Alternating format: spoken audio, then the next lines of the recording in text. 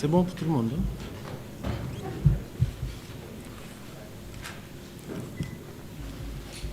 Mesdames, Messieurs,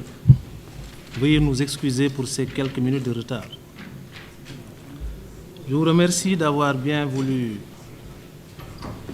honorer de votre présence ce point de presse qui s'inscrit dans la logique et la marche normale d'un parquet qui, investi du rôle essentiel de prise en charge du phénomène de la délinquance dans un ressort territorial bien déterminé, doit assumer la plénitude de ses attributions à chaque fois qu'un événement majeur interpelle la conscience populaire et l'opinion publique qui, légitimement, dispose de ce droit sacré et inaliénable de demander des comptes aux acteurs d'une justice au nom de qui elle est rendue. Cet exercice, auquel je compte me livrer devant vous cet après-midi, repose fondamentalement sur l'article 11 du Code de procédure pénale du Sénégal, qui dispose, je le cite, « Sauf dans les cas où la loi en dispose autrement, et sans préjudice du droit des tiers, la procédure au cours de l'enquête et de l'instruction est secrète. Toute personne qui concourt à cette procédure est tenue au secret professionnel dans les conditions et sous les peines de l'article 363 du Code pénal. Toutefois, pour prévenir la prorogation d'informations parcellaires ou inexactes,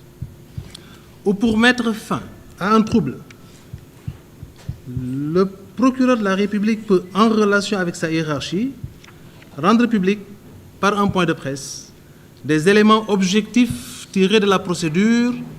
ne comportant aucune appréciation sur le bien fondé des indices ou charges retenues contre des personnes mises en cause. » Fin de citation. Dans ce contexte d'une justice sollicitée de toutes parts et objet de toutes les convoitises à raison ou à tort, mais surtout en raison du rempart qu'il constitue dans la solidification de tout état de droit et la consolidation des axes majeurs d'une République crédible, le procureur de la République près le tribunal de grande instance hors classe de Dakar que je suis, estime opportune la tenue de ce point de presse avec comme seul objectif de rechercher à rétablir la vérité, mais aussi à restaurer, ne serait-ce qu'à titre posthume, la dignité d'un jeune concitoyen très tôt et très subitement arraché à l'affection d'une famille dont il constituait certainement l'un des espoirs les plus vifs. Je souhaiterais alors honorer sa mémoire en vous invitant, en nous invitant à bien vouloir observer avec moi une petite minute de prière pour le repos de son âme. S'il vous plaît.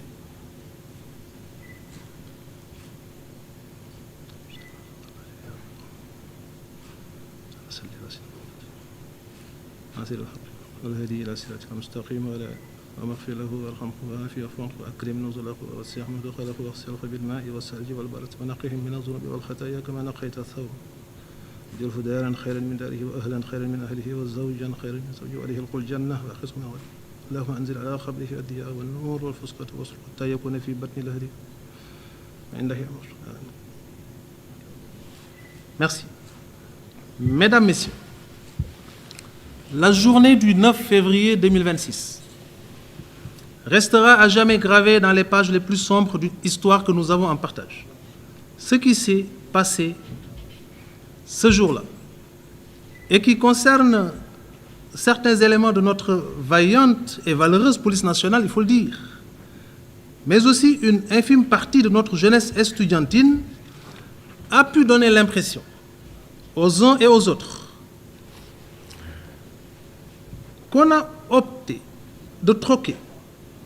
ce manteau séraphique dont sont drapés normalement celles et ceux qui constituent l'espoir de toute une nation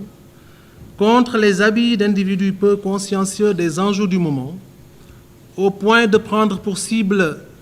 des édifices pourtant bien apprêtés pour les accompagner dans ce long et difficile processus de formation qui, à terme, devrait les élever à des niveaux de responsabilité fort appréciables. C'est une impression qui a pu être suscitée par ce qui s'est passé malheureusement dans cette journée du 9 février. Je l'ai dit, heureusement que c'est une infime minorité, et certains d'entre eux, pour avoir conceptualisé, planifié, organisé, saccagé et fait saccager à tout va, ont été arrêtés, gardés à vue, conduits au parquet de Dakar et seront certainement confiés à un juge d'instruction qui se chargera d'approfondir les investigations. Dès demain, ils seront certainement présentés à ce magistrat instructeur suivant les mécanismes classiques et procéduraux de saisine de ces autorités d'instruction. Pour ce qui concerne certains éléments relevant d'un corps d'élite qu'est la police nationale, qui, dans un moment de crise, ont tout de même décidé de franchir allègrement les limites tolérables du maintien de l'ordre pour s'attaquer à d'autres membres du tissu social déjà arrêtés, parfois même neutralisés, certains s'en prenant même, pour ainsi dire, à des motos qu'ils ont sans raison décidé de saccager. L'enquête les concernant, ouverte depuis l'éclatement des échauffourées, permettra, après identification, certainement d'engager des poursuites contre eux. Il convient, à ce niveau, d'apprécier et de souligner que l'efficacité d'une enquête, la qualité des éléments de preuve susceptibles d'être collectés dans cette étape importante du rituel judiciaire dépend aussi bien des capacités managériales du directeur d'enquête qu'est le procureur de la République que des talents d'enquêteur de l'officier de police judiciaire saisi. Le procureur de la République, quelle que soit l'unité d'enquête saisie, devra être le garant de l'aboutissement de cette phase inquisitoriale du procès pénal dont il devra s'assurer de la bonne marche en restant en permanence en contact avec l'enquêteur pour donner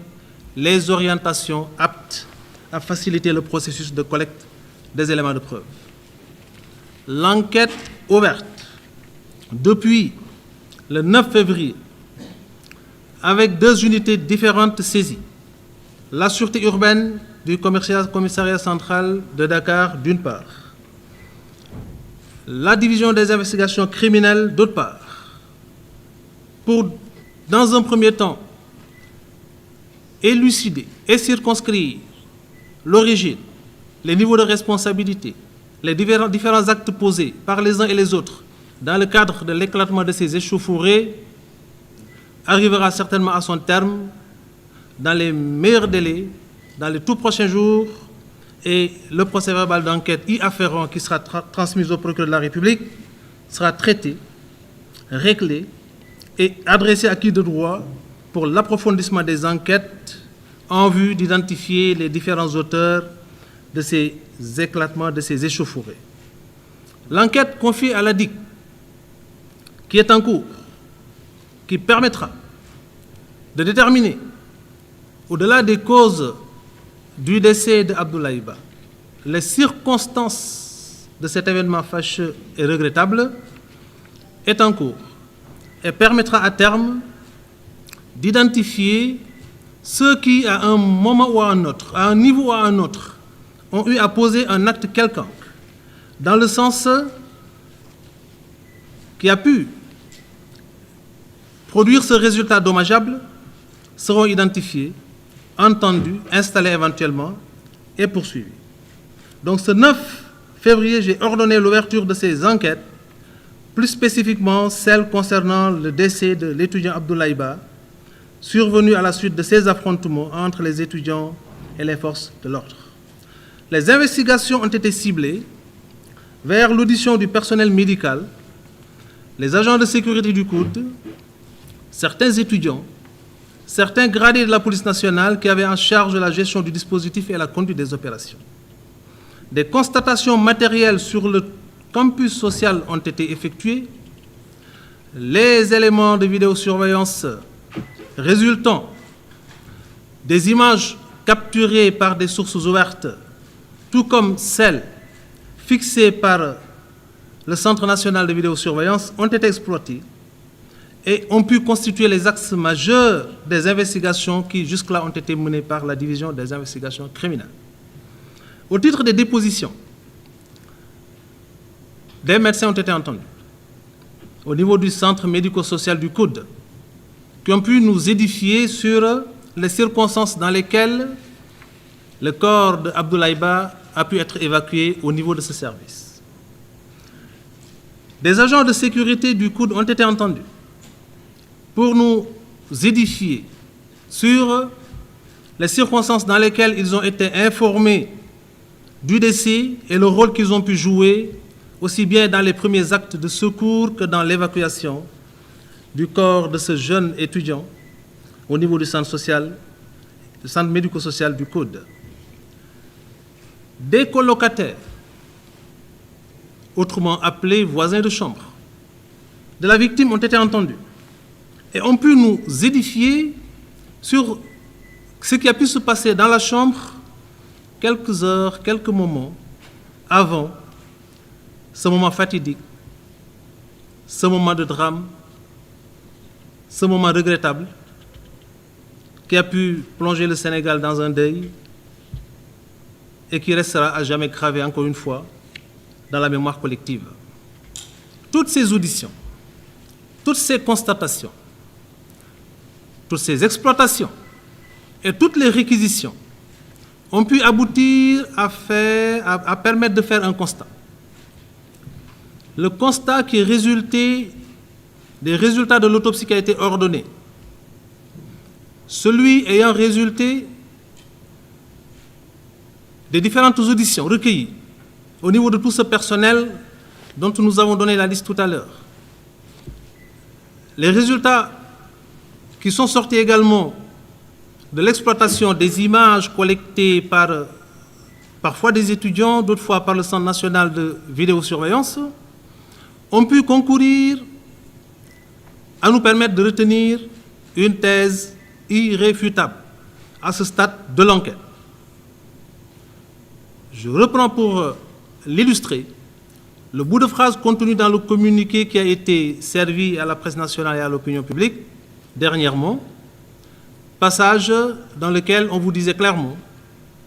que les éléments d'enquête disponibles ne permettent pas de corroborer l'hypothèse ou la rumeur selon laquelle des violences ont été exercées sur la personne d'Abdoulaye Ba. C'est du français. Le parquet de la République, près le tribunal de grande instance hors classe de Dakar, n'a jamais entendu remettre en cause les conclusions expertales d'hommes, de femmes, rompus à la tâche, ayant prêté serment, tout comme nous d'ailleurs, et qui quotidiennement nous accompagnent dans le processus de clarification des procédures que nous avons en charge